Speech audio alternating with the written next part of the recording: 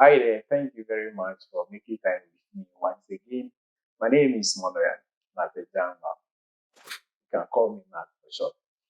Um, Today I'm asking a simple question and I'm asking you, are you happy doing what you are doing? Are you happy in your marriage? Are you happy in your business? Are you happy in everything that is going around you? There are things we have power over them, and there are things we don't have power over them. So you can't change it. Example like the family you come from.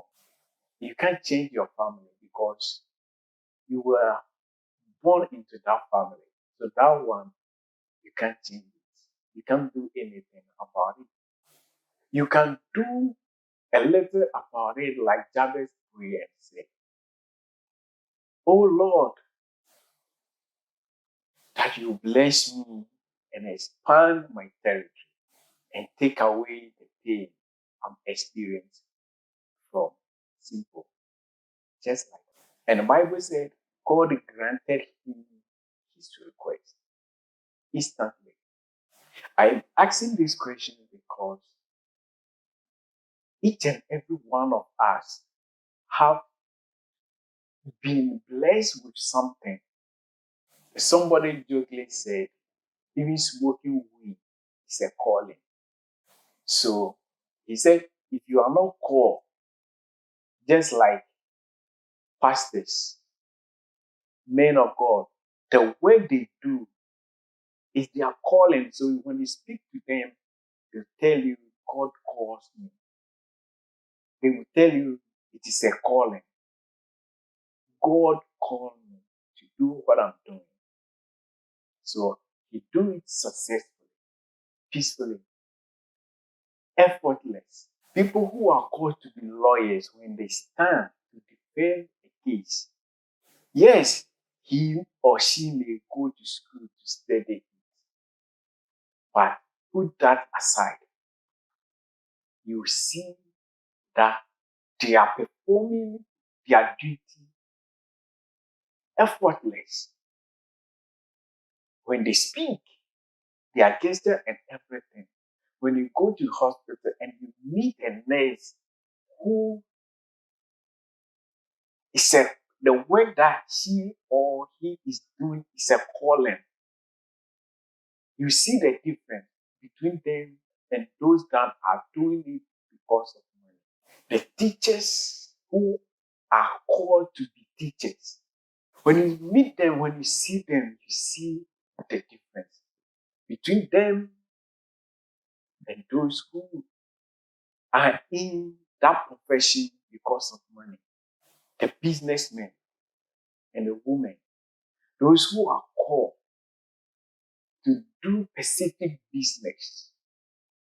It is there. When God was instructing Moses to build the ark, he told him that I have blessed a certain family with a skill of cutting the wood, how they should do it perfectly. He has blessed that family. He has blessed that people. He has blessed that man with a skill. So if you see his work and you think that, oh, after all, I can do something beautiful than what that person is doing, you are mistaken. That is not your work. Now you see where I'm coming from, the background that I'm coming from. All that I want you to understand is that don't look at what somebody is doing and presume or assume that you can do better than that person. Look for your own pace. Look for your own gift. Look for your own and master. Ask God. The Bible tells us in the book of James 1:5 that if anybody need wisdom, let him ask God. I think Second Peter also tells us that God has blessed us with his divine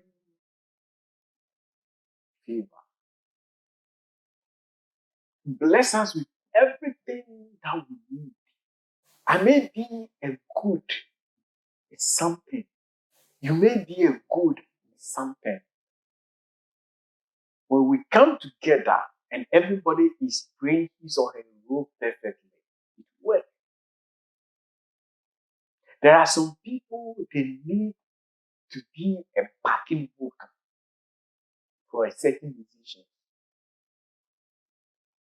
If you don't realize and accept that yours is to back, but you want to take the lead, when you take the lead, everybody will see the difference. When David appointed the musicians, people who will be praising God in his time, not all of them were in the front line. Some have to be at the back. Even in the priesthood, the family that are anointed to be priests, not all of them can perform the duty that God has assigned to them. I want you to identify where you belong. Because when you read the book of Romans, he tells us that some duty is to help others. Some are to be generous. So the gifts are there. Know your gift and operate. Don't be envious of somebody. Don't ever be envious of somebody's way. Know where you belong and remain there, and you find the joy in doing it. People will look at you and will not understand why you are so happy. Bible said, call the watchman. And I said, oh, the watchman. That is what God has appointed him to do. He watch over the gate of the city. You go to church and you see a brother, a sister, praying as a prayer warrior. And miracle, testimony, manifestation happen. And you are there and you go like, but I can pray better than him or her. Is prayer your calling?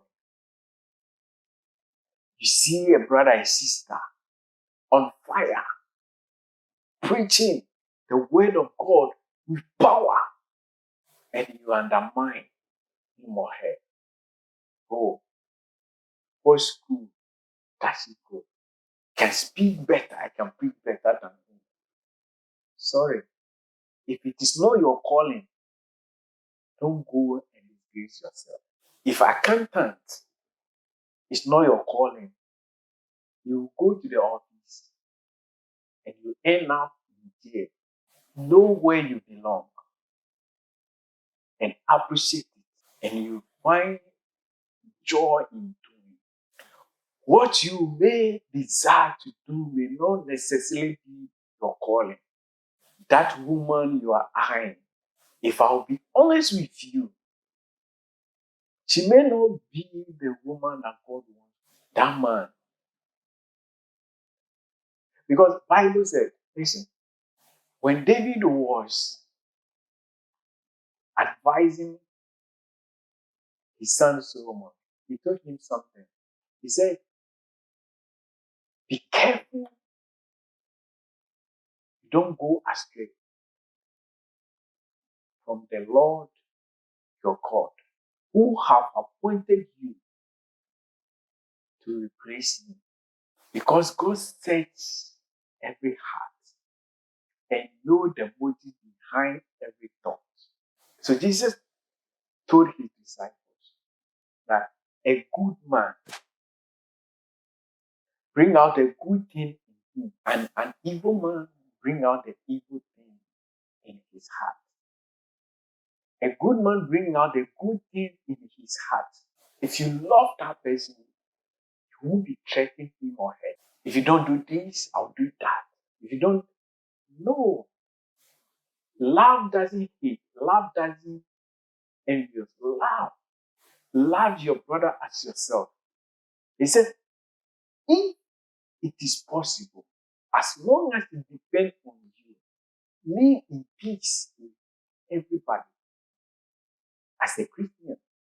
When Jesus gave the parable of the prince and the Levite and the stranger who was wounded on the roadside, at the end of the story, they asked, who is your neighbor? In our dispensation, we try our best to be good to people who are good to us. His father paid my school fees, so I have to pay him back. She looked after me when I was hungry. She gave me food, so I should give him back. I remember Cristiano Ronaldo, the great footballer. One of his videos, he said, in Portugal, when he was young, and they were living in the poor environment, get to a time that he will go and knock their neighbor's door so that they can get the food to eat. Now God has blessed him so much, he has money. He is still looking for the family that feed him, but they were nowhere to be found. And I asked, so this guy, the most famous footballer, where are those people that they can't even say, oh, this guy lived in the neighborhood with me years back? Let me go and look for him. You see, God will put you at a place where your life may have to depend on somebody. Or God will put you at a place that you have to be there for somebody for a period of time. You don't need a payback. So Jesus said this, that don't be good to people who will pay you back. That is not good. Be charitable to people who will not be able to pay you back. So he said, when you throw a party, don't call your friends that they will also throw party after the weekend and invite you. But throw party to the blind, the lepers, the homeless, the widows, the orphans, who in their life will never be able to pay you back. They are the people that need your help.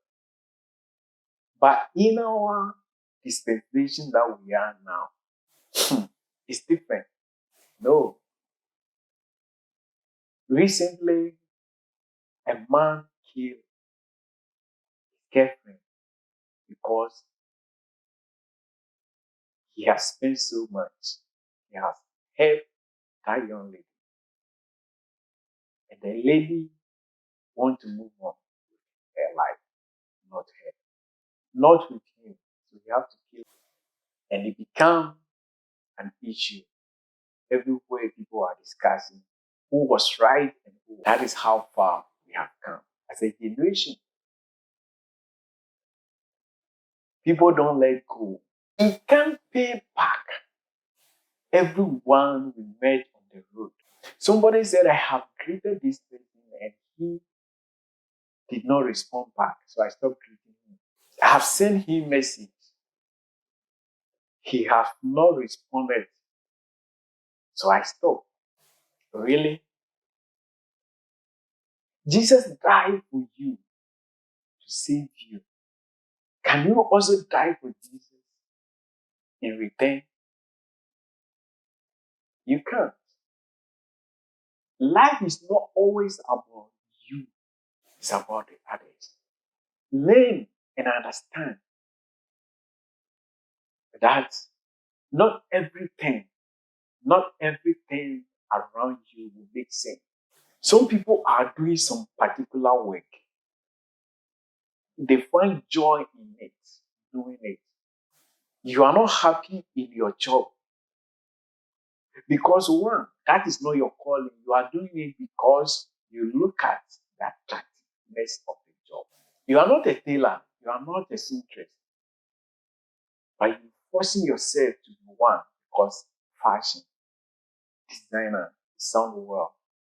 Your duty is to teach. But no, teachers suddenly don't look attractive, so you want to be a police officer. You want to be immigration. That is where the money is. You end up taking bribe, taking money that does not belong to you, and the whole world will hear of you. My dear beloved, ask God where you belong, and you find happiness and joy in doing your work. May the Lord bless you. May the Lord keep you. May the Lord prompt you to do your, to do His will. Follow me on Facebook. Follow me on TikTok, Instagram, reach out. Yes, Lord. Kindly subscribe to my YouTube channel, Oyimati, for more notifications. I want to interact with you, so follow me. Until I come your way once again, I say, remain blessed. I say, put a smile on your face. All hope is not lost. You can be happy.